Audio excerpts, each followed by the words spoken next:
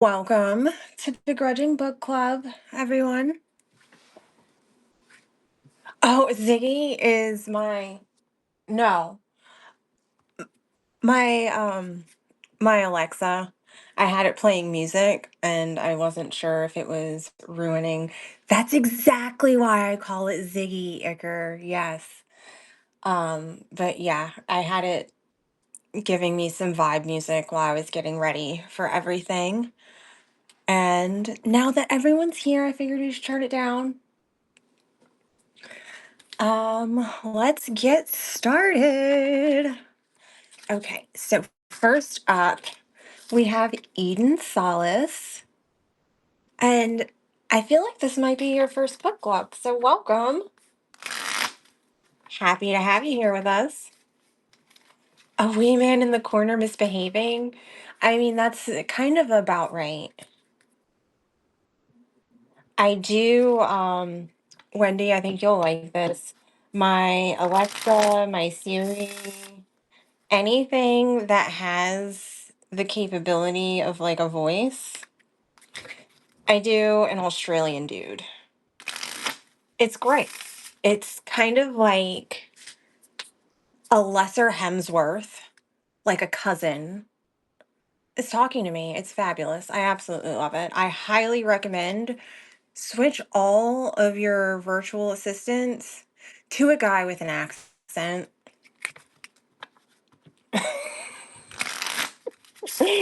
Okay, so first up, Eden. Yeah, that's what I'm saying. He's not a Chris.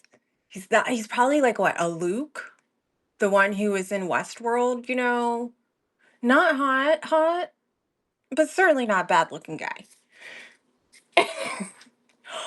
I think they do have men from Texas. I don't know. But let's go. Ooh, Vivian, welcome to book club. Eden, we have your card. You get reframe. Petty hope still counts. Feed it crumbs. Ooh, we have Hank Happy Frog. Greetings. Icker, you're up next. Ooh, very you. Boundaries. Not today, emotional capitalism. Invoice later. And I know I've had this one. I've pulled it a couple times, and I always say, like, you really, it's emotional capitalism when you're sitting there trying to make things or just constantly fucking with it. You can also just have some peace and move on and deal with it later. Not today, ever. All right, next up, Zombie. Reframe. Gratitude. A necessary evil with thick branding. Whisper thanks through gritted teeth. It counts. Honestly, I think the universe listens better when you're a little salty about it. Okay, so Sombri, Wendy, Icker. We had Eden. Oh, Vivian. You've got. Ooh, hydrate. Exactly. Spite still counts as electrolytes. The chat is going. I'm telling you. Sometimes these cards just know. But it's true. Sip faster when annoyed. It's just like spite still counts as motivation. Next up. Okay, so was that just Vivian? I think that was just Vivian. So this one is Hank. Hank, you've got. Ooh, move. Bow to no one, but maybe to balance. Curtain call optional. I feel like that's pretty self explanatory, especially once we start talking about Not today, emotional capitalism. We are not bowing down unless it's for peace. There's earlier today we did like reclaim like stand up like you mean it, and I feel like this is a lot like that one. Okay, so that was Happy Frog. Okay. I think that's everyone so far. I know there's a bunch of other stuff going on. I was Stefan is having a live with what's his name? Brendan or Brandon. Oh, Wendy, how could I forget you? I think that's I'm so sorry. I knew I was forgetting someone, and it's just you're always here. Oh, uh-oh. We had a card jump, Wendy. Would you like to guess what kind of card jumped out? I was shuffling and it flew out. So it wanted you.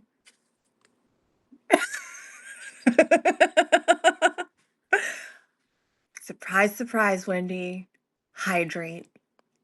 Water won't fix your life, but it keeps the meat suit shiny.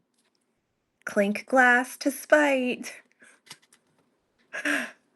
I guess those of you who are not regulars at Begrudging Book Club, I'm fairly certain Wendy has only got hydrate, and it's a personal attack, and we know it. But she also knows that she needs to drink more water and less coffee. So that's really between her and the universe and the cards.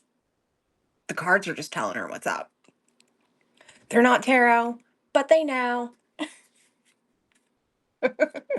Yeah, and that is funny. We did get a lot of like spite based polls today, which is fine. I'm kind of having a spitey day, if we're being honest, but that's not what book club is for.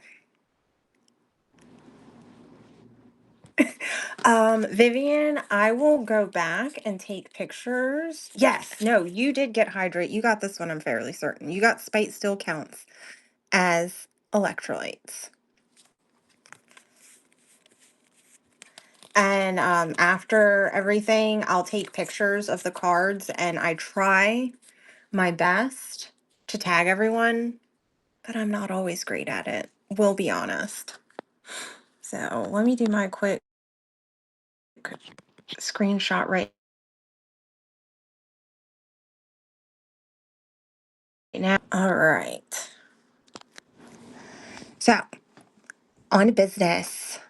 Oh, and earlier I realized we're slowly but surely running out of some of the shorter stuff in this book to work with.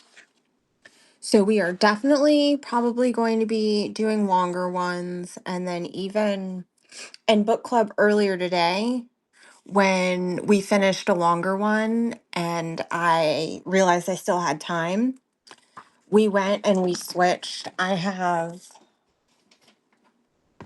H.P. Lovecraft and I have Murder Mayhem short stories. So we can find something that's a little bit shorter to fill the gap. You guys can think about it. Lovecraft has been the popular option. The Mask of the Red Death, is that what you said we had? Yeah, I think that's what we were going to do tonight if we hadn't done it yet. I couldn't remember. Either that or ooh, greetings Lex. Greetings. A softer place to land. Welcome back. Let me get my cards back out. The Mask of the Red Death is little bit longer, but I think it would be more like it would probably take like 30 minutes, 45. So there'd still be time for something short after it. I think it's like not quite 10 pages. Okay, so Lex, you've got move. Trip with purpose. Blame gravity, not grace. I feel like this is in the vein of Bob Ross, and happy accidents. So trip with purpose. Just because we trip doesn't mean it can't be fantastic. And even if it isn't, it does not mean that you suck or you lack grace. It just means gravity got to you first. Okay, so that was Lex, and now softer place. We have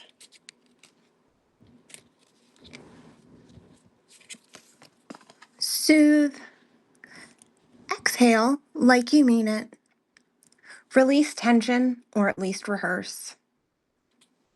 I feel like that's actually something we can all do right now. I know we're not talking and I know it's whatever, but how about we do a quick little in, two, three, and like not a calm breath. We're talking like get that shit out. We mean it. And then maybe some wiggles.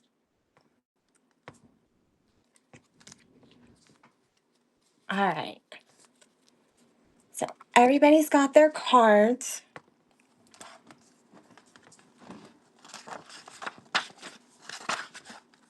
Okay. So Mask of the Red Death, 56 to 60. Okay, so yeah, no, that's actually 4 pages. So that's good. We will totally open with that, Icker. Good call. Page 56.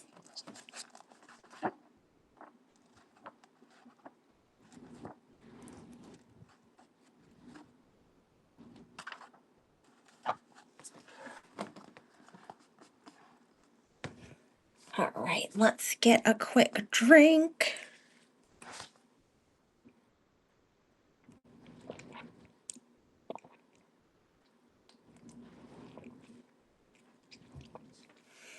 All right. Oh no, where's my reader card? Here it is. The Mask of the Red Death.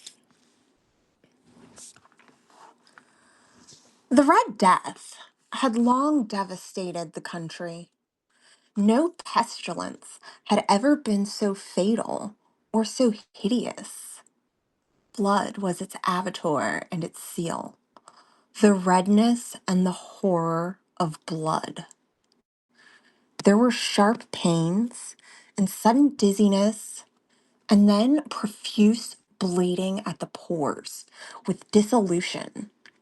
The scarlet stains upon the body, and especially upon the face of the victim, were the pest ban which shut him out from aid and from the sympathy of his fellow men. And the whole seizure, progress, and termination of the disease were the incidents of a half an hour. Oh, we have read this one, but it was yeah, but it's okay. It was day shift. Night shift and day shift, like, and honestly, like, I don't care. We're just here to read and enjoy it. So unless somebody's like, fuck your mask. Oh, and that means I didn't use my highlighter either. I did not highlight this. So we're going to go ahead and get to that right now. Because that's the other thing. It's not highlighted, so I didn't think we had read it, but I really thought we had. Sorry for that sidebar. But, okay. But the Prince Prospero was happy and dauntless and sagacious. When his dominions were half depopulated, he summoned to his presence 1,000 hale and light-hearted friends from among the knights and dames of his court, and with these retired to the deep seclusion of one of his castellated abbeys.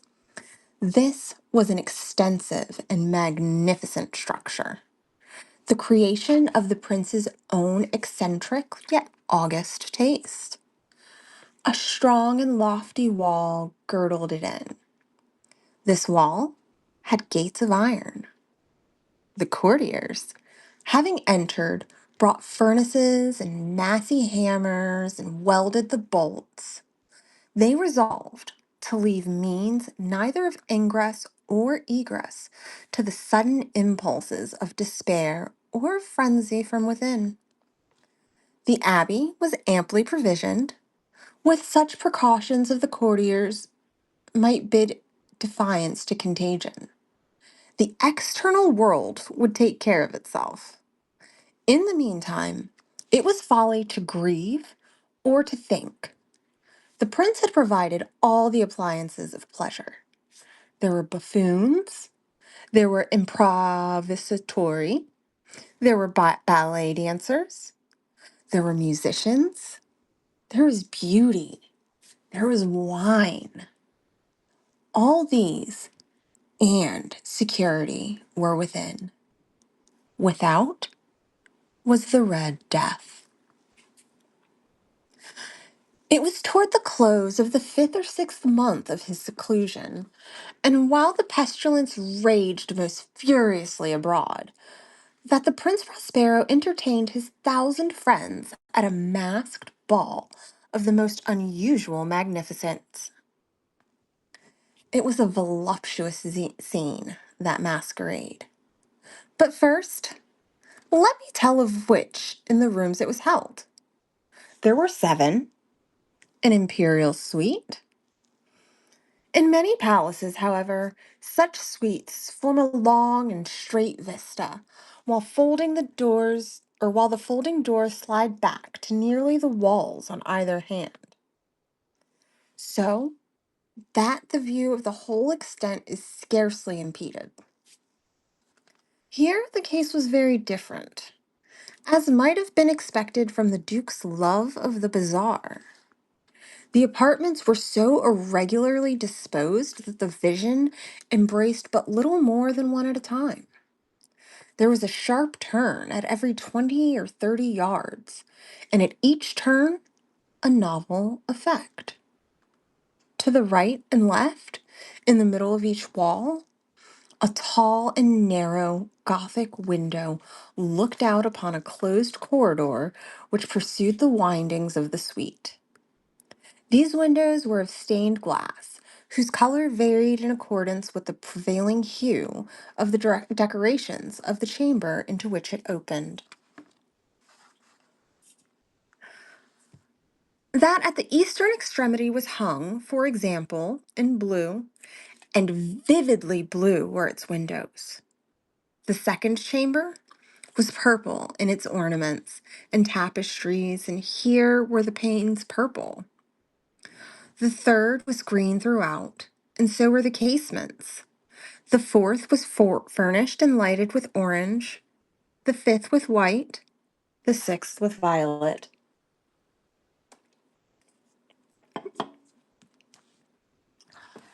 The seventh apartment was closely shrouded in black velvet tapestries that hung all over the ceiling and down the walls, falling in heavy folds upon a carpet of the same material and hue.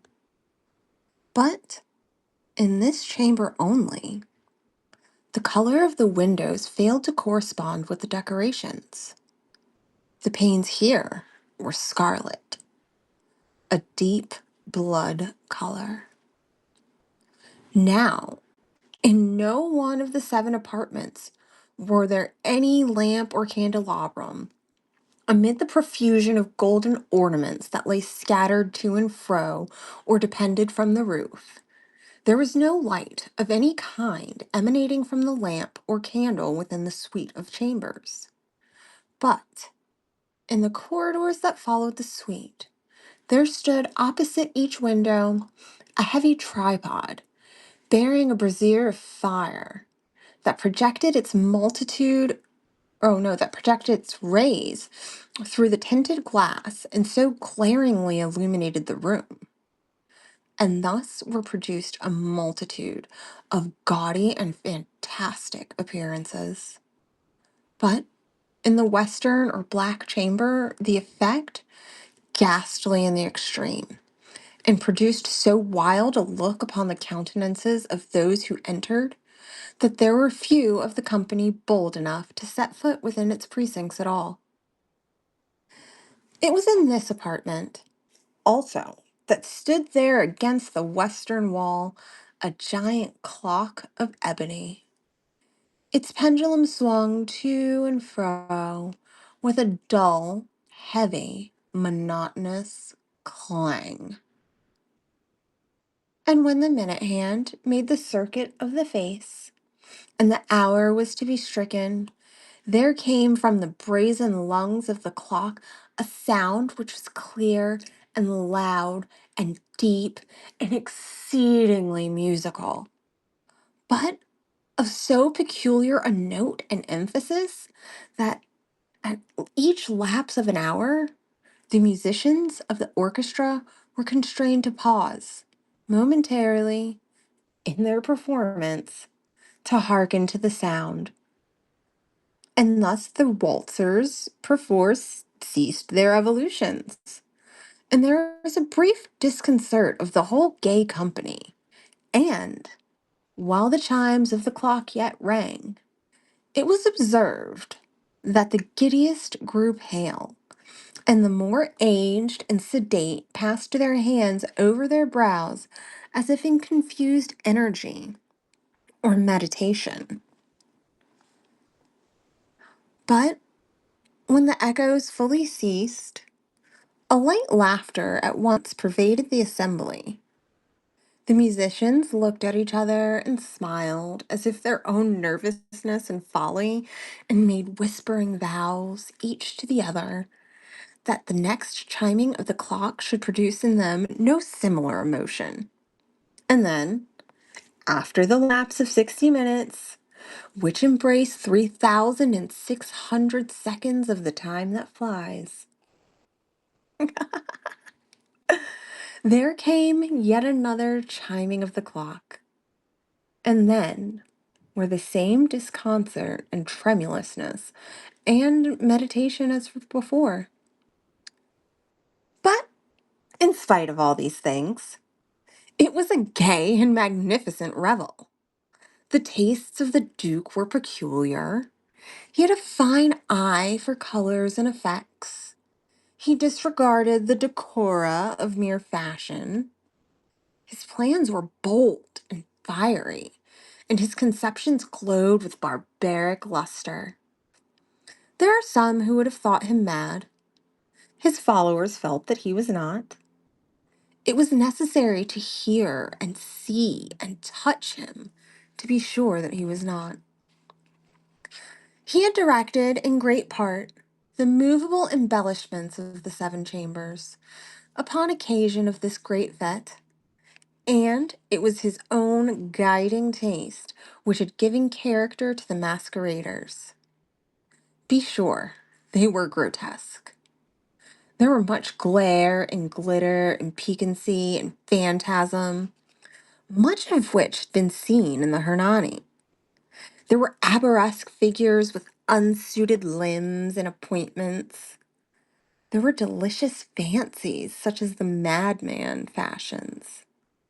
There were much of the beautiful, much of the wanton, much of the bizarre, something of the terrible, and not a little of that which might have excited disgust.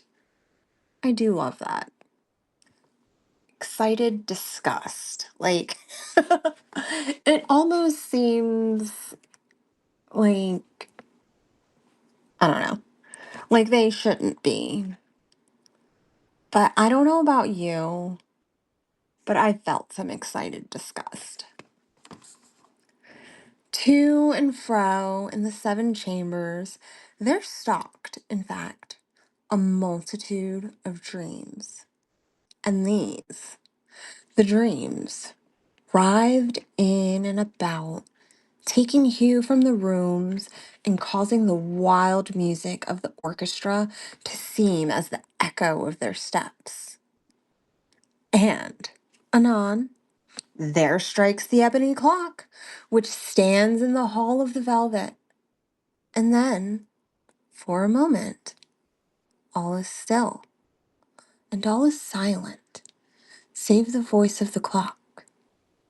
The dreams are stiff, frozen as they stand, but the echoes of the chime die away.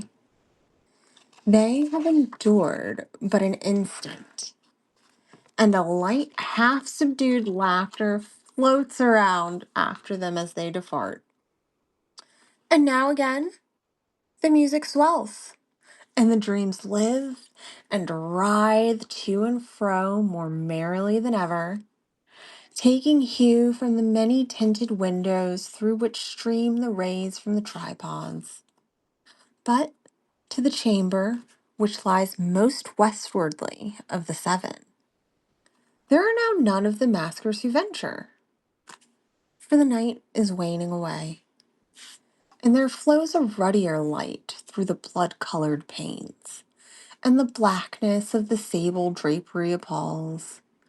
And to him whose foot falls upon the sable carpet, there comes from the near clock of ebony a muffled peal more solemnly emphatic than any which reaches their ears who indulge in more remote gaieties of the other apartments.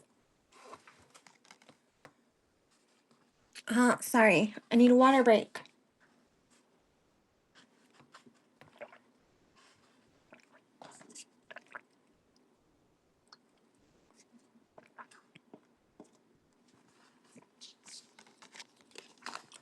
But these other apartments were densely crowded, and in them beat feverishly the heart of life.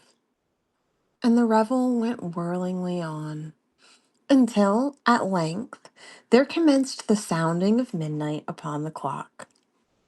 And then the music ceased. Oh, Wendy, it's okay. You want a confession? So, I said something before a couple nights ago. My sunset bike ride. It's actually the one where I broke my nail.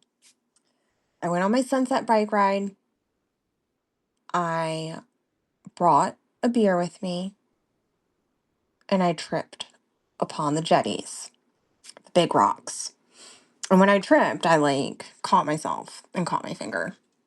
But we're not hydrating with water tonight either.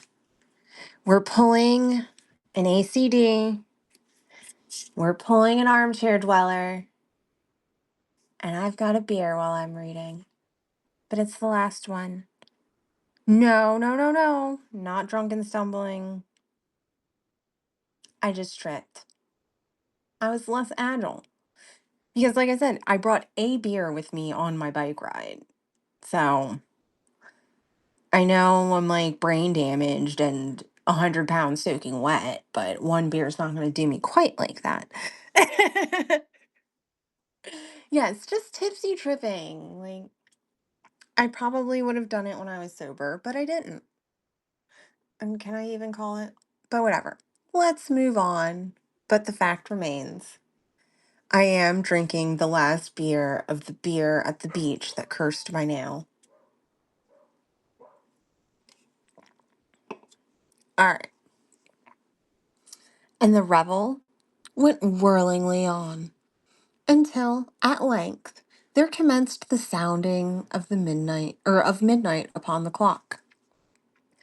And then the music ceased, as I have told, and the evolutions of the waltzes were quieted, and there was an uneasy cessation of all things as before. But now there were 12 strokes to be sounded by the bell of the clock. And thus it happened, perhaps, that more of thought crept, with more of time, into the meditations of the thoughtful among those who reveled. And thus too, cursed be, and thus too it happened, perhaps, that before the last echoes of the last chime had utterly sunk into silence, there were many individuals in the crowd who had found leisure to become aware of the presence of a masked figure which had arrested the attention of no single individual before. And the rumor of this new presence having spread itself whisperingly around, there arose at length from the whole company a buzz or murmur, expressive of disapprobation and surprise, then, finally, of terror, of horror, and of disgust. In an assembly of phantasms such as I have painted, Wendy, I do think an assembly of phantasms needs to go. I think I'm just gonna have to bring a notebook. And it's usually like what? It's not even like a whole sentence. It's like this combination of two or three words that's just awe. And assembly of phantasms, I think, joins the list. In an assembly of phantasms, such as I've painted, it may well be supposed that no ordinary appearance could have excited such sensation. In truth, the masquerade license of the night was nearly unlimited, but the figure in question had out-heroed Herod and gone beyond the bounds of even the prince's indefinite decorum. There are chords in the hearts of the most reckless which cannot be touched without emotion. Even with the utterly lost, to whom life and death are equally jests, there are matters of which no jest can be made. I'd like to argue with that. I mean, I fucking died, and I'm still here joking about it. So, sorry, Poe, he's a bitch boy. Or at least that's my first bitch boy. I'm just saying, like, you just don't have the right chops if you can't find a joke out of it, no matter how sad or depressing it may be. And that's me, like, throwing shade on. I feel like he's on the Mount Rushmore of self hell, but bitch boys be bitch boys. The whole company, indeed, seemed now deeply to feel that in the costume and bearing of the stranger, neither wit nor propriety existed. The figure was tall and gaunt and shrouded from head to foot in the habiliments of the grave. The mask, which concealed the visage, was made so nearly to resemble the countenance of a stiffened corpse that the closest scrutiny must have had difficulty in detecting the cheat. And yet, all this might have been endured, if not approved, by the mad revelers around. But the murmur had gone so far as to assume that the type of the Red Death. His vesture was dabbled in blood, and his broad brow, with all the features of the face, was besprinkled with the scarlet horror. Scarlet horror. Oof. Maybe that's what I should be calling my period from here forward. The scarlet horror.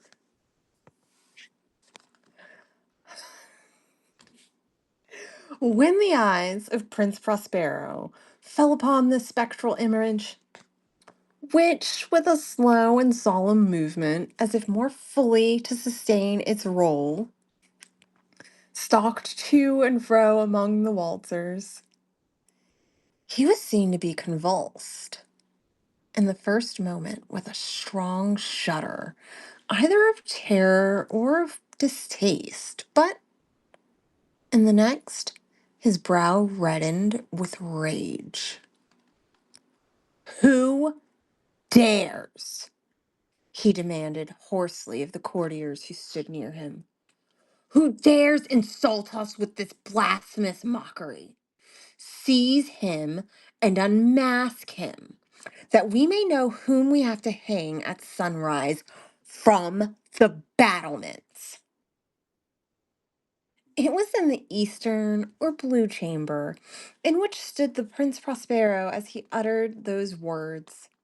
They rang throughout the 7 rooms loudly and clearly, for the prince was a bold and robust man, and the music had become hushed at the waving of his hand.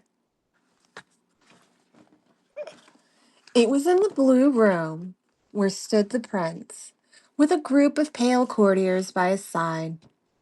At first, as he spoke, there was a slight rushing movement of this group in the direction of the intruder, who, at the moment, was also near at hand, and now, with deliberate and stately step, made closer approach to the speaker. But from a nameless awe, or a certain nameless awe, with which the mad assumptions of the murmur had inspired the whole party, there were found none who put forth hand to seize him. And so, unimpeded, he passed within a yard of the prince's person. And, while the vast assembly, as if one with one impulse, shrank from the center of the rooms to the walls, and he made his way uninterruptedly, but with the same solemn and measured step which had distinguished him from the first, through the blue chamber to the purple, through the purple to the green, through the green to the orange, through this again to the white, and even thence to the violet, ere a decided movement had been made to arrest him. It was then, however, that the Prince Prospero, maddening with rage and the shame of his own momentary cowardice, rushed hurriedly through the 6 chambers, while none followed him on account of a deadly terror that had seized upon all. He bore aloft a drawn dagger, and had approached, in rapid impetuosity, to within 3 or 4 feet of the retreating figure, when the latter, having attained the extremity of the velvet apartment, turned suddenly and confronted his pursuer. There was a sharp cry, and the dagger dropped gleaming upon the sable carpet, upon which, instantly afterwards, fell prostrate in death the Prince Prospero. Then, summoning the wild courage of despair, a throng of revelers at once threw themselves into the black apartment, and, seizing the murmur, the tall figure who stood erect and motionless within the shadow of the ebony clock gasped in unutterable horror at finding the grave cerements and corpse-like mask which they had handled with so violent a rudeness, untenanted by any tangible form. And now was acknowledged the presence of the Red Death. He'd come in like a thief in the night, and, one by one, dropped the revelers in the blood-bedewed halls of their revel, and died each in their despairing posture of his fall. And the life of the ebony clock went out with that of that of the last of the gay, and the flames of the tripod expired, and darkness and decay and the Red Death held illimitable dominion over all. Well, be careful at your parties. Or, I feel like this is the first time Wendy hasn't deemed a masquerade an orgy. Yes, wretchedly beautiful is it. Love it. All right. So,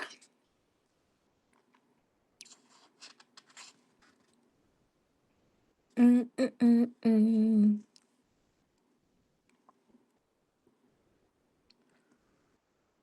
Let's see. Fiona! Greetings. No problem, Vivian. We're going to do one more. And I think this is night shift, so we can run over. I don't have anything to do. If you guys don't, so we can pick a little bit of a longer one. I was thinking, where's the one? It was like 6 pages. Ooh, the facts in the case of M. Vladimir. I think that one might be fun. There's a star next to it, so I read it before, but my brain damage prevents me from remembering because that's how that goes. But I remember enough to have a feeling, and my feeling is it's fun.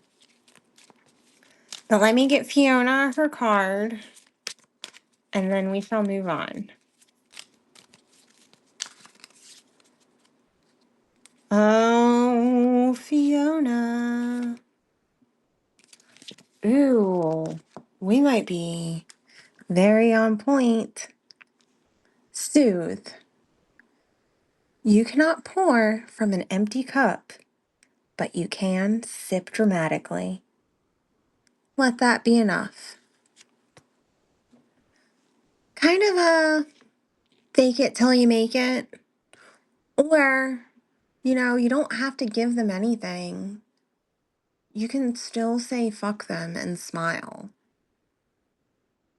Exactly. Pinky up, bitch. Love you.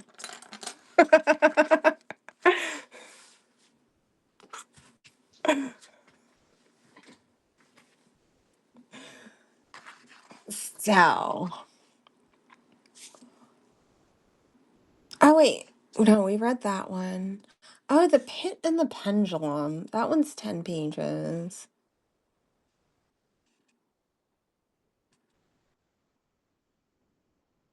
Yeah, I think we're gonna do the facts in the case. Oh, you need my vape? Yeah, no, and this is actually, I'm really bad at keeping track and losing mine. I got this for like $10 somewhere. It's bad. Uh, we won't talk about it. Yeah, it's like one of the ones where you can do the whole thing. I hate it, but not as much as I hated cigarettes. So, whatever. Um, page 81. And Fiona, were you in Stefan's? I saw that him and no, Iker, this one's not THC. I do have them, but it's just not this one. I did my edibles today. Well, not today, but before this. Gotta preserve my voice. Okay, yeah. 81.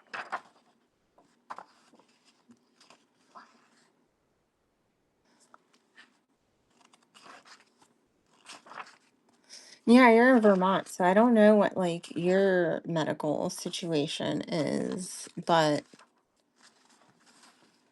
we have like the full-on dispensaries with bud tenders and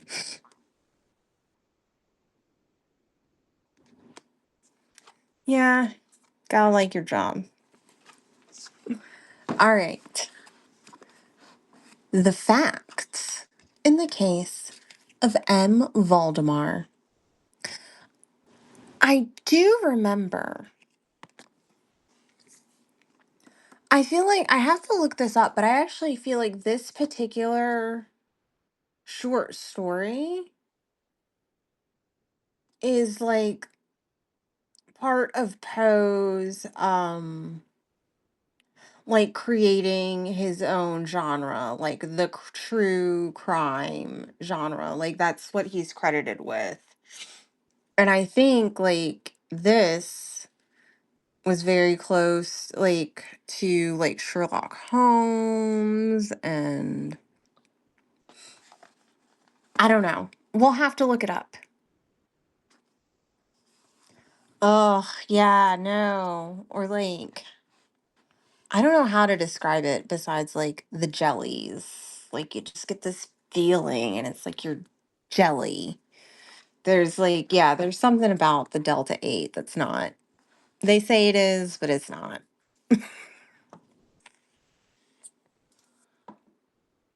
And like my body, I feel like, maybe if you're just somebody trying to catch a buzz, go for it. But, you know, I have my serious issues like with my arm and like all that stuff and my muscle pain, and I like I even do topicals and stuff too, because I mean, this arm, my left arm is my I always do the mechanical arm because all the bones in this arm are replaced with pins and rods and stuff. And maybe one day I'll show you. Oh, it could be a forerunner to body horror. And maybe if we talk body horror, I will show you body horror. And you can see the pins and rods sticking out of my arm. It makes me gag a little bit. Oh, Fiona, I'll send you some DMs with like some pictures of my favorites and figure out how to get you some, because they're definitely, especially now that you're working out more and you're doing the weight limit, the weightlifting, it's it's so good. Because I mean, it doesn't get you high. The CBD ones, I'm not against them. They're perfectly fine, but I have one, actually it's over here on my desk, and it's a mix of CBD and THC, and it's one of my favorite for like my nerve pain and my muscle. Yeah, this one, especially like after a hard workout day, is one of my favorites. And it has THC and the CBD, and it helps like so much. And then there's another one I have that's it's a gel instead of like this one, it's a salve, so it's like hard and you put your hand in there and whatever. This is not medicinal corner, but I'm just letting you know I'm always here for that. Don't be sorry, Fiona. I kind of like Night Shift Book Club because we wander a bit more.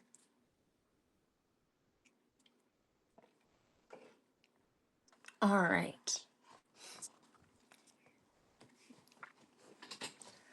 The facts in the case of M. Valdemar.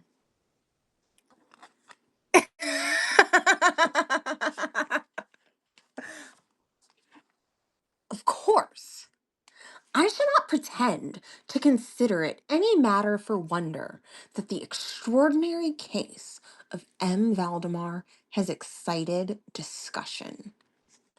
It would have been a miracle had it not, especially under the circumstances, through the desire of all parties concerned to keep the affair from the public, at least for the present, or until we had farther opportunities for investigation. Through our endeavors to effect this, a garbled or exaggerated account made its way into society and became the source of many unpleasant misrepresentations, and, very naturally, a great deal of disbelief. It is now rendered necessary that I give the facts, as far as I comprehend them myself. They are, succinctly, these. My attention, for the last 3 years, had been repeatedly drawn to the subject of mesmerism. Ooh, we remember. I think, yeah, the mesmeric revelation. Some creepy shit. Hypnotizing for those who weren't here for it. But he's going on about it again, and this should be fun.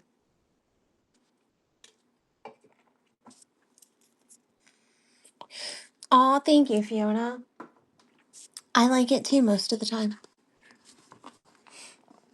And about 9 months ago, it occurred to me, quite suddenly, that in the series of experiments made hitherto, there had been a very remarkable and most unaccountable omission. No person had as yet been mesmerized in articulo mortis. It remained to be seen first whether, in such condition, there existed the patient of any susceptibility to the magnetic influence.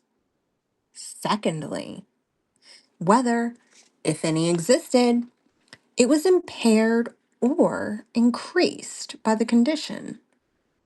Thirdly, to what extent or for how long a period the encroachments of death might be arrested by the process. There were other points to be ascertained, but these most excited my curiosity. The last, in especial, from the immensely important character of its consequences. In a looking around me for some subject by whose means I might test these particulars, I was brought to think of my friend, M. Ernest Valdemar, a well-known compiler of the Bibliotheca Forensica and author, under the nom de plume Issachar Marx, that's interesting, of the Polish versions of the Wallstein and the Gargantua. M. Valdemar, who has resided principally in Harlem, New York, since the year 1839, is, or was, particularly noticeable for the extreme spareness of his person. His lower limbs much resembling those of John Randolph, and also for the whiteness of his whiskers, in violent contrast to the blackness of his hair. The latter, in consequence, being very generally mistaken for a wig. Oh my god. How funny is that? I can't even think of a guy who has like crazy, glorious white hair, and I'm like, that's got to be a wig, my man. I don't know. Sorry, my tangent.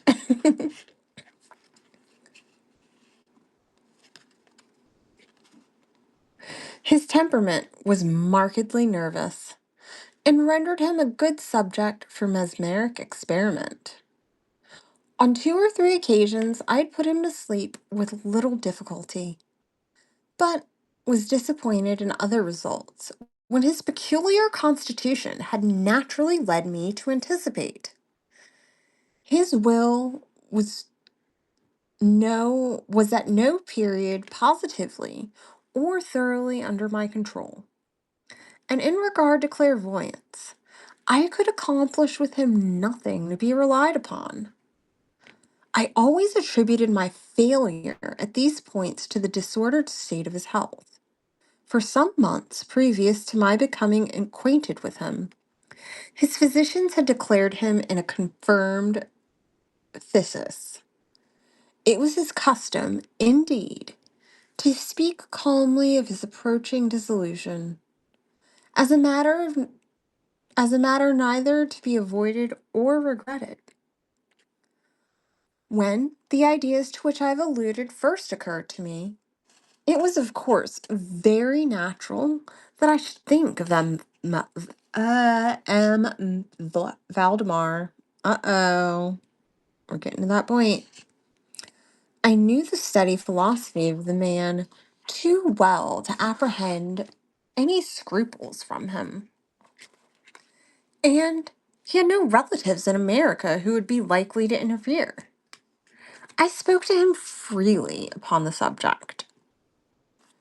And To my surprise, his interest seemed vividly excited. I say, to my surprise, for although he had always yielded his person freely to my experiments, yielded his person freely to my experiments. Uh, I guess I'll just stop there. He had never before given me any tokens of sympathy with what I did. His disease was, if that character which would admit the exact calculation in respect to the epoch of his termination and death, and it was finally arranged between us that he would send for me about 24 hours before the period announced by his physicians as that of his decease. It is now more than 7 months since I received from M. Valdemar himself the subjoined note. My dear V, you may as well come. Now, D and F are agreed that I cannot hold out beyond tomorrow, midnight. And I think they have a bit the time very nearly. Or they have hit the time very nearly. Valdemar. Okay, so we'll stop for a moment and do our recap. He's got a friend or a person he knows. They're dying. And he's coming within 24 hours of their death to probably hypnotize them. Fun!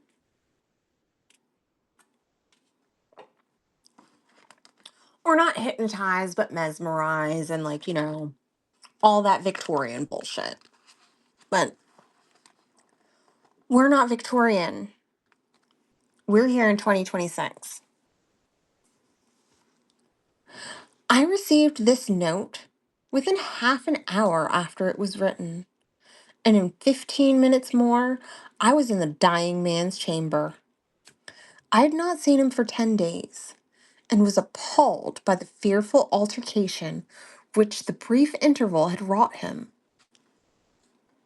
His face wore a leaden hue. The eyes were utterly lusterless, and the emaciation was so extreme that the skin had been broken through by the cheekbones. His expectoration, if you don't know, that's spitting, was excessive. The pulse was barely perceptible. He retained, nevertheless, in a very remarkable manner, both his mental power and a certain degree of physical strength. He spoke with distinctness, took some palliative medicines without aid, and, when I entered the room, was occupied in some penciling memoranda pocketbook. He was propped up in the bed by pillows. Doctors D and F were in attendance.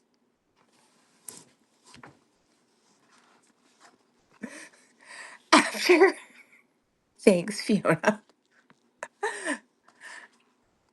I really do feel like it's one of those things where it's an interesting word and it doesn't mean what you think it means. Or maybe it does. I don't know. But I just feel like if you did not know what that word meant, this was not the context clue sentence to figure it out.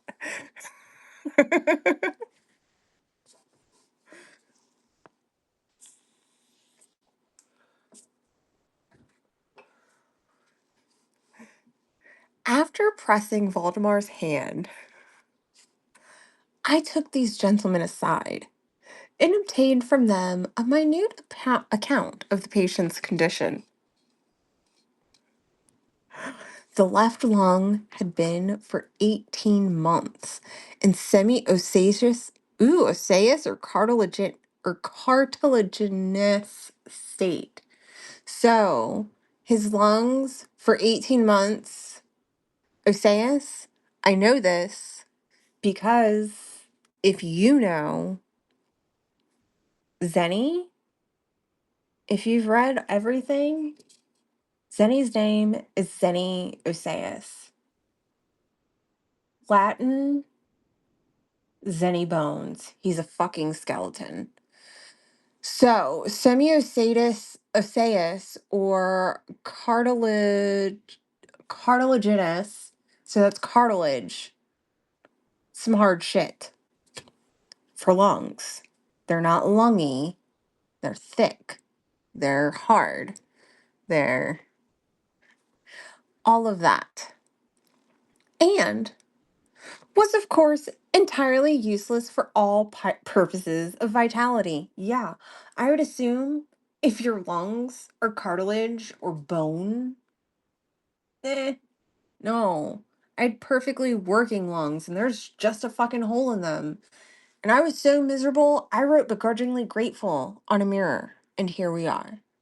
So I could only fucking imagine the right in its upper portion was also partially, if not thoroughly, ossified. So, yes, lungs calcified, bony, hard, failing.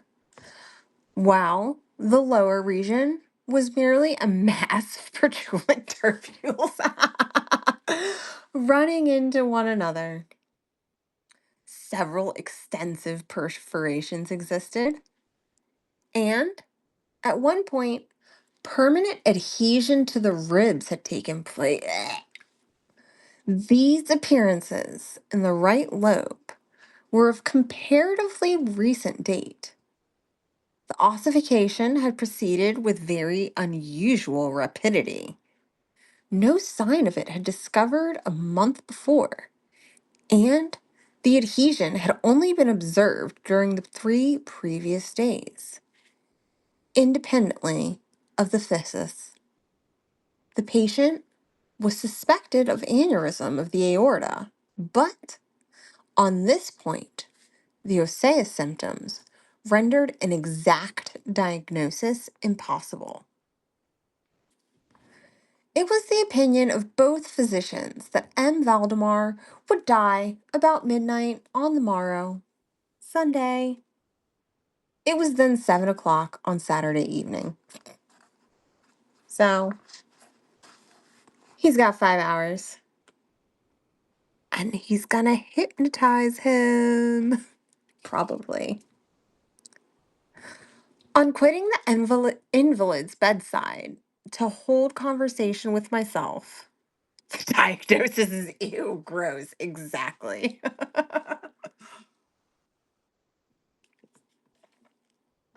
Because, I mean, like I said, he's expectorating something fucking awful out of his cartilage and bone lungs. I mean, it's very plague adjacent, and that's the other thing Poe loves. He loves a plague. They took his loves. On quitting the invalid's bedside to hold conversation with myself, Doctors D and F, I hope you know this is Dr. Fiona, had bidden him a final farewell.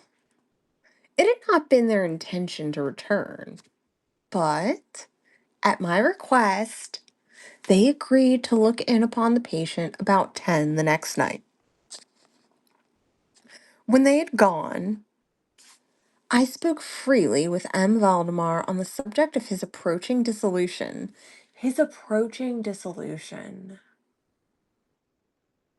I don't know, guys. So when we think about death and mortality, if we call it an approaching dissolution, is that enough of like an outside step around to not fear death?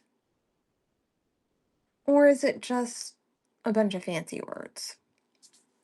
I don't know. I do feel like approaching dissolution makes it seem a bit more glamorous. As well as, more particularly, of the experiment proposed. He still professed himself quite willing and even anxious to have it made, and urged me to commence it at once. A male and female nurse were in attendance, but I did not feel myself altogether at liberty to engage in a task of this character with no more reliable witnesses than these people, in case of sudden accident, might prove. Aw, he's worried about being a weirdo. I therefore postponed operations until about 8 in the next night, when the arrival of a medical student with whom I had some acquaintance, Mr. Theodore L., relieved me from farther embarrassment. It had been my design, originally, to wait for the physicians, but I was induced to proceed, first, by the urgent entreaties of Mr. M. Valdemar, and secondly, by my conviction that I had not a moment to lose, and he was evidently sinking fast. Mr. L was so kind as to accede to my desire that he would take notes of all that occurred, and it is from his memoranda that what I now have to relate is, for the most part, either condensed or copied verbatim. It wanted about 5 minutes of 8 when, taking the patient's hand, I begged him to state, as distinctly as he could, to Mr. L, whether he, M. Valdemar, was entirely willing that I should make the experiment of mesmerizing him in his then condition. He replied, feebly yet quite audibly, "Yes, I wish it to be.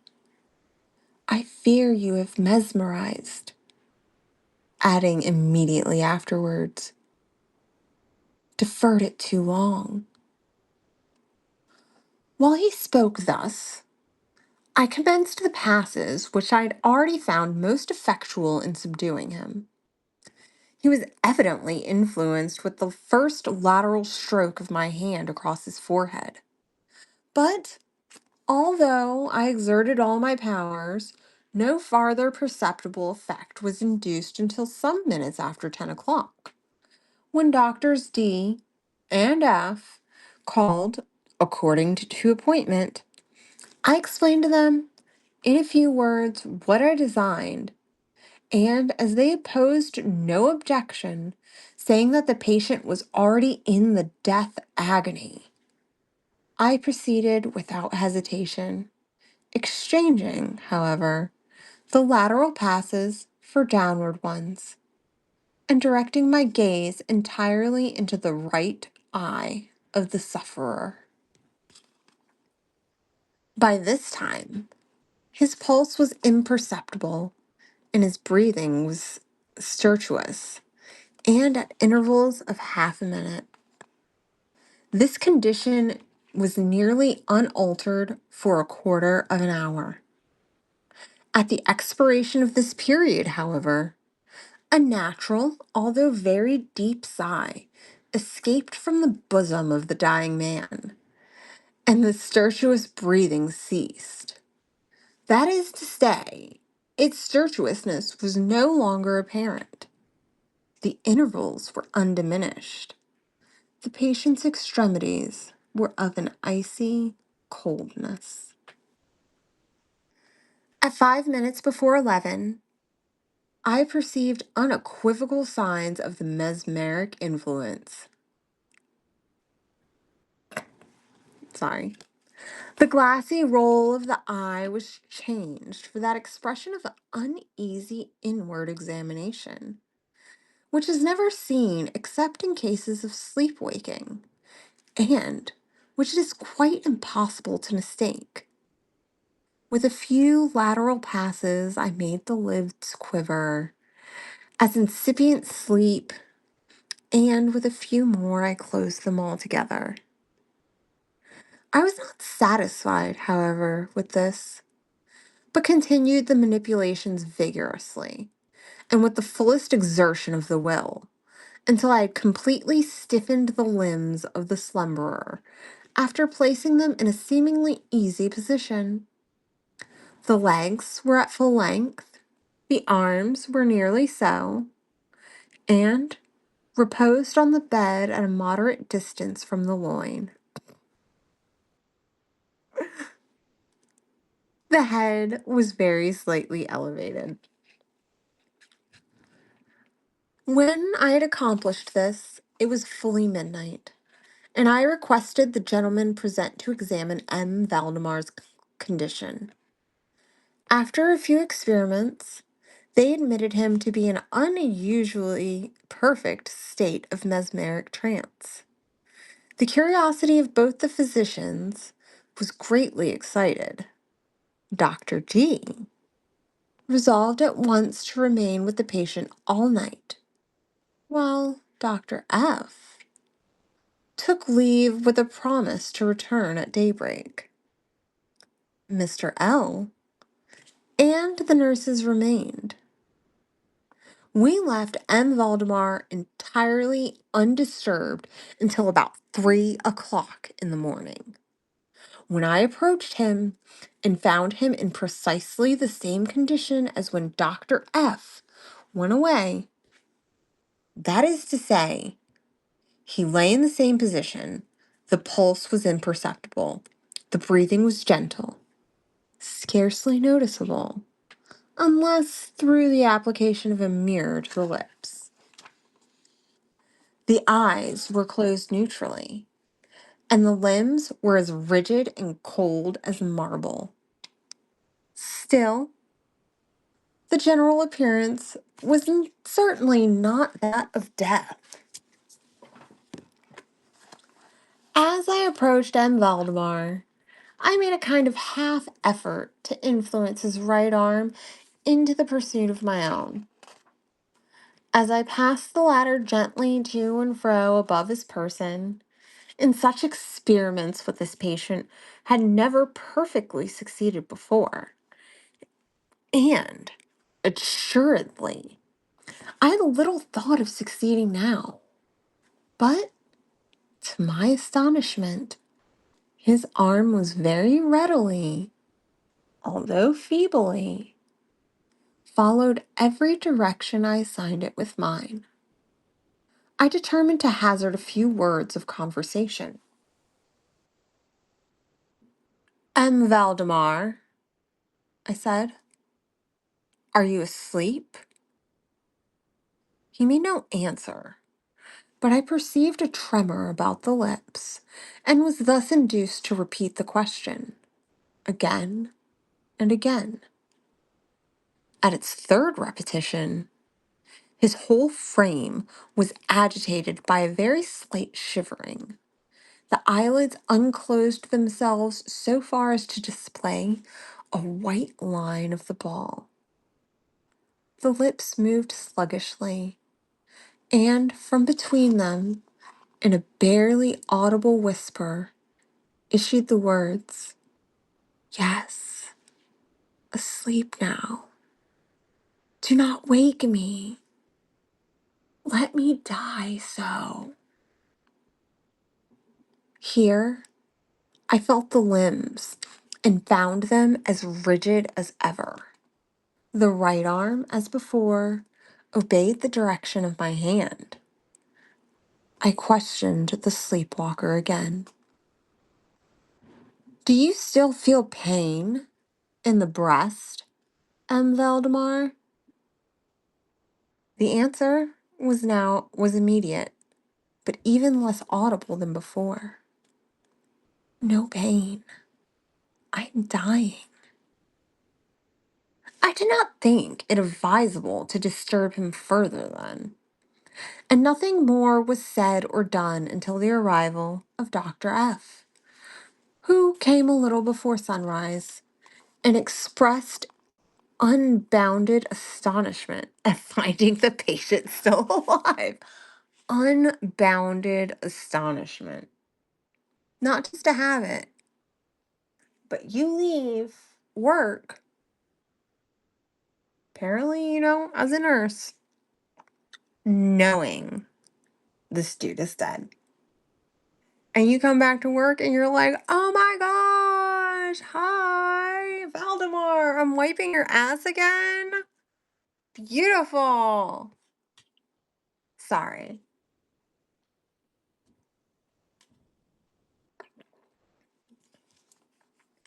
After feeling the pulse and applying a mirror to the lips, he requested me to sleep with the sleepwalker again. I did so, saying, Valdemar, do you still sleep? As before, some minutes elapsed ere a reply was made, and during the interval the dying man seemed to be collecting his energies to speak. At my fourth repetition of the question, he said, very faintly, almost inaudibly, Voldemort.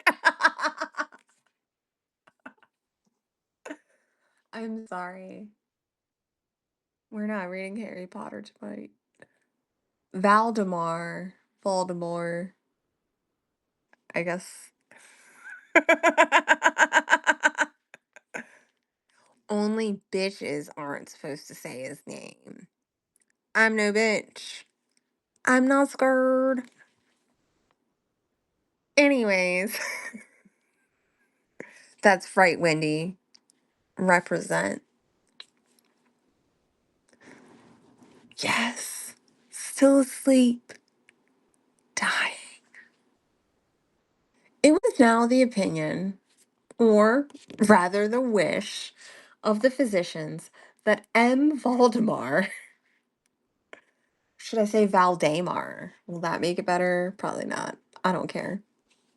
Should be suffered to remain undisturbed in his present apparently tranquil condition until death should supervene. And this, it was generally agreed, must now take place within a few minutes. I concluded, however, to speak to him once more, and merely repeated my previous question. While I spoke, there came a marked change over the countenance of the sleepwalker. The eyes rolled themselves slowly open, the pupils disappearing upwardly. The skin generally assumed a cadaverous hue, resembling not so much the parchment as white paper, and a circular hectic spots which hitherto had been strongly defined in the center of their departure, put me in mind of nothing so much as the extinguishment of a candle by a puff of the breath. The upper lip, at the same time, writhed itself away from the teeth, which it had previously covered completely, while the lower jaw fell with an audible jerk, leaving the mouth widely extended, and disclosing in full view of the swollen and blackened tongue. I presume that no member of the party then present had been unaccustomed to death, or to deathbed horrors.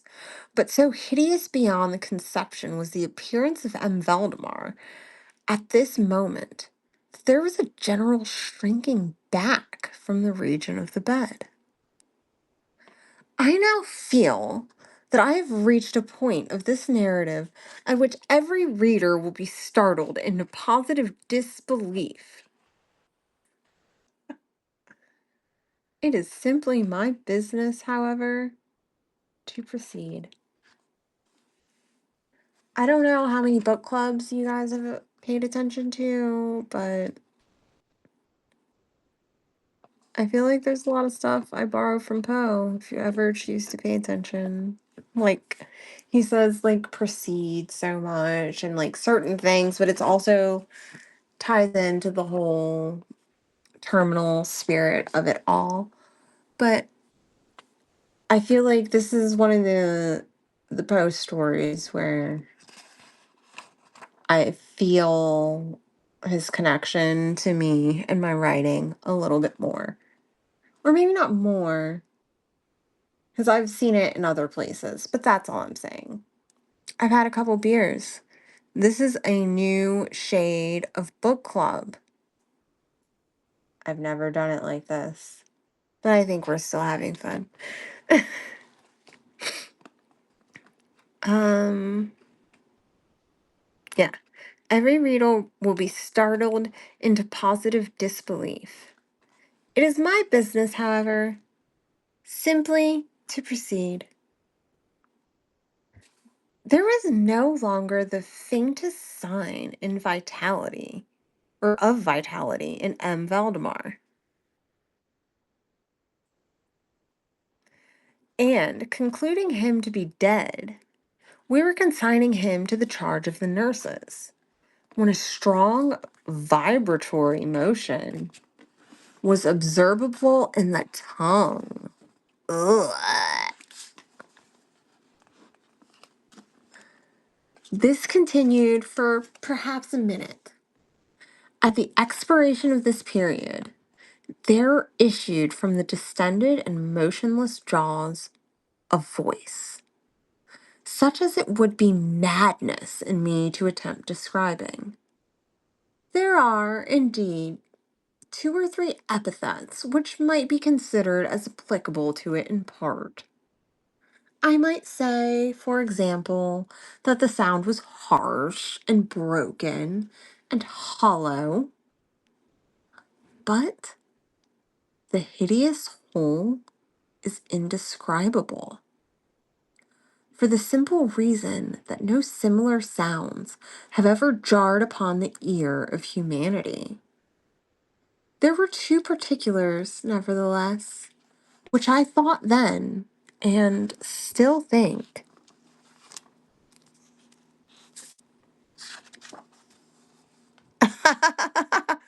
Oh my gosh, those vibration plates, man. Yeah. 2 or 3 episodes might be considered applicable to in part. I might say, for example, sound was harsh and broken and hollow, but the hideous whole is indescribable, for the simple reason that no similar sounds have ever jarred upon the ear of humanity. There were 2 particulars, nevertheless, which I thought then, and still think, might fairly be stated as characteristic of the intonation, as well as adapted to convey some idea of its unearthly peculiarity. In the first place, the voice seemed to reach our ears, at least mine, from a vast distance, or from some deep cavern within the earth. In the second place, it impressed me. I fear indeed that it will be impossible to make myself comprehended, as gelatinous or glutinous matters impress upon the sense of touch. Gelatinous is one of my favorite words. I have spoken both of sound and of voice.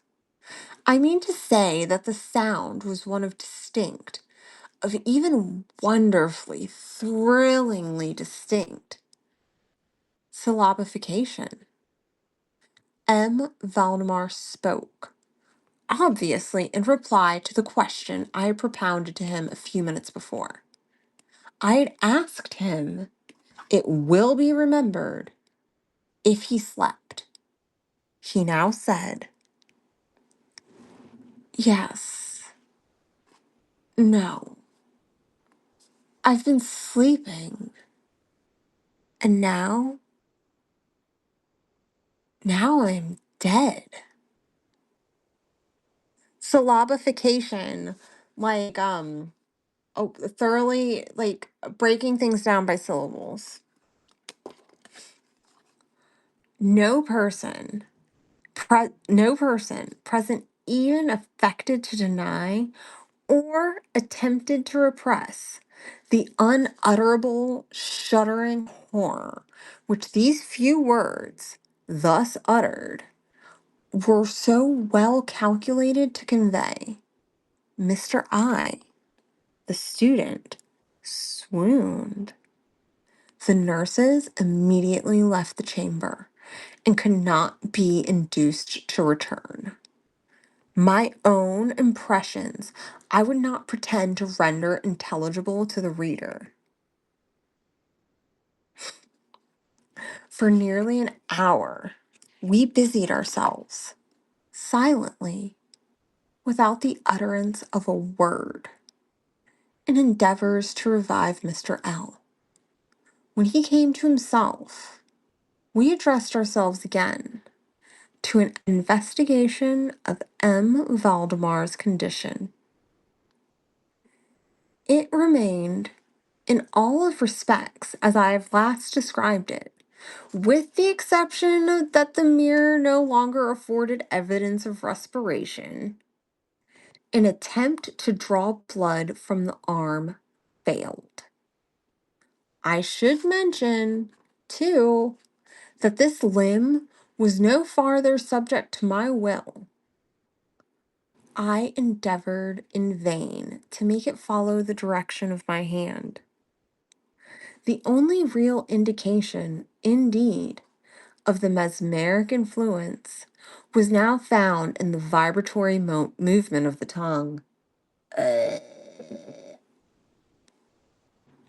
Literal and figural. Gross. Whenever I addressed M. Valdemar a question, he seemed to be making an effort to reply, but had no longer sufficient volition. So yeah, I bet he is like a fucking death rattle.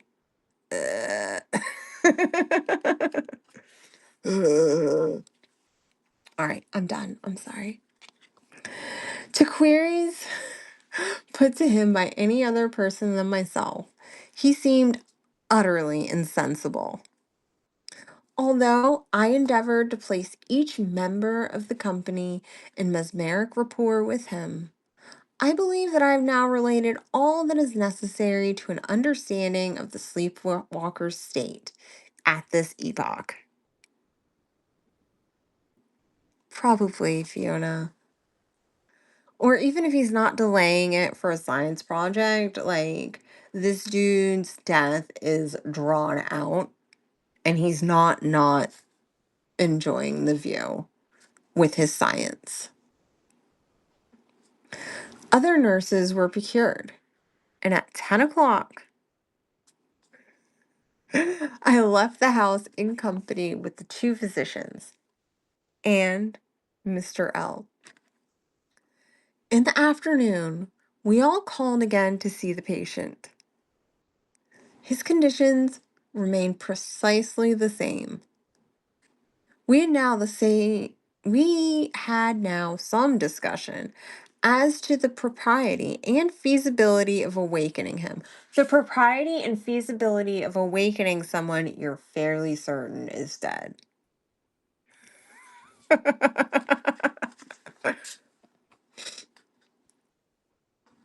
But we had little difficulty in agreeing that no good purpose would be served by so doing. They couldn't even agree to leave the dead dude alone. Yes, mesmerphilia. That's where we're going. It was evident that, so far, death, or what is usually termed death, had been arrested by the mesmeric process. It seemed clear to us all that to awaken M. Valdemar would be merely to ensure his instant, or at least his speedy dissolution. Dissolution. From this period until the close of last week, an interval of nearly 7 months,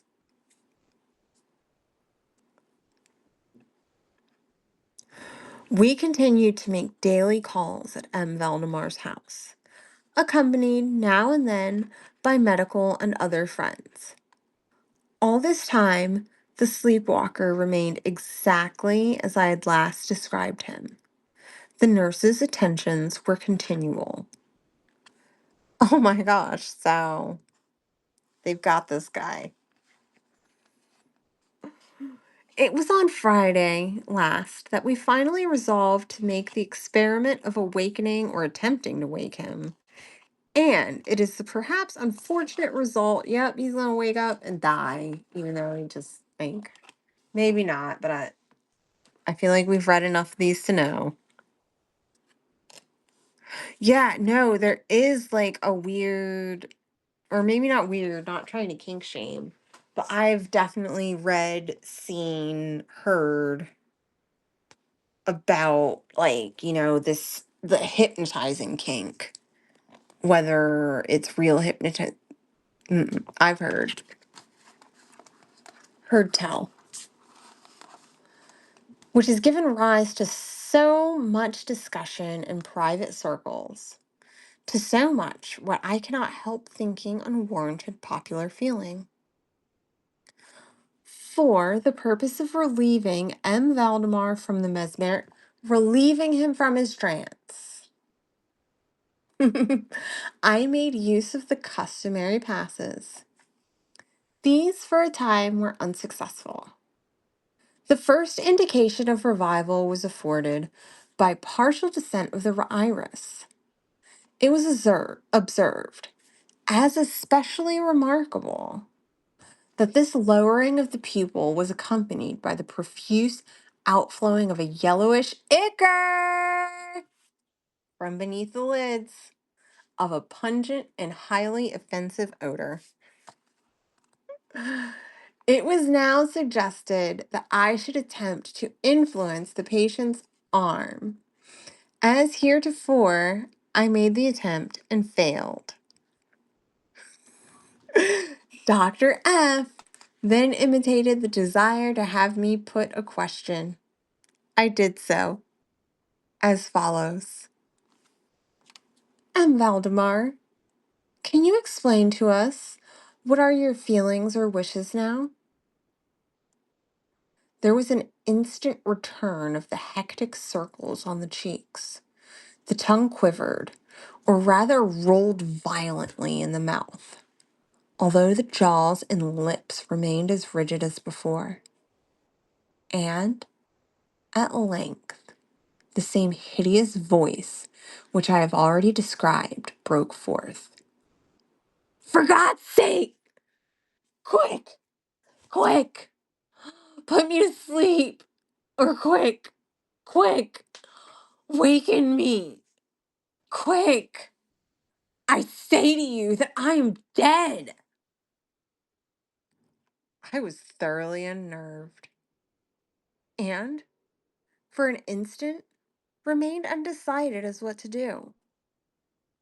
At first, I made an endeavor to recompose the patient, but in failing this through total obeisance of the will, I retraced my steps and as earnestly struggled to awaken him.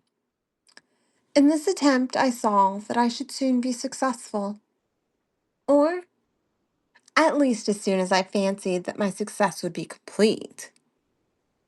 And I am sure that all in the room were prepared to see the patient awaken. For what really occurred, however, it is quite impossible that any human being could have been prepared. As I rapidly made the mesmeric passes, amid ejaculations of dead, dead, absolutely bursting from the tongue and not from the lips of the sufferer, his whole frame, at once, within the frame or space of a single minute, or even less, shrunk, crumbled, absolutely rotted away beneath my hands.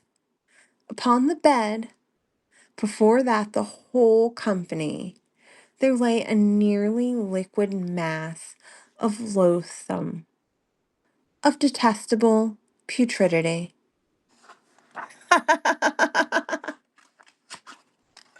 So yeah, they kept that dude alive for so long, and then once they broke the spell, it was like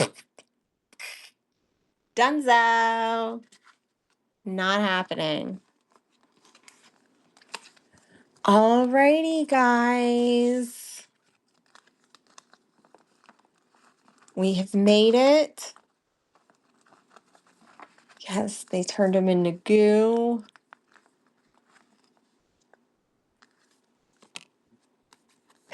I don't know if we can even call them necromancers. Because, I mean, I feel like necromancy brings back to life. He just, like, potentially staved off death. Well, I appreciate everyone for another fabulous Begrudging Book Club. I will get your cards posted and we'll do this again. Always Wednesdays, but I do think I have some free time coming up, so we might do some rogue ones where I just show up and see what happens. Stay begrudging. Stay grateful. Oh, thank you guys. You're welcome. You're all legends. S out. Talk to you soon.